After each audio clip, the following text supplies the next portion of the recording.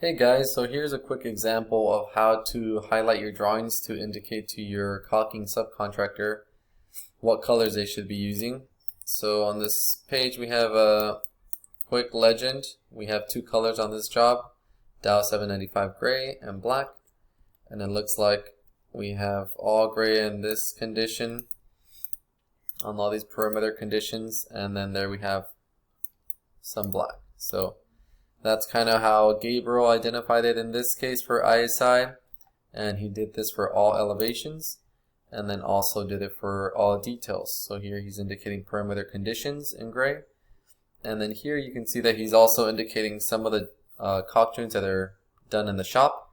I think this is still a great idea to have our shop guys use this information just to clarify what color they should be caulking in the shop.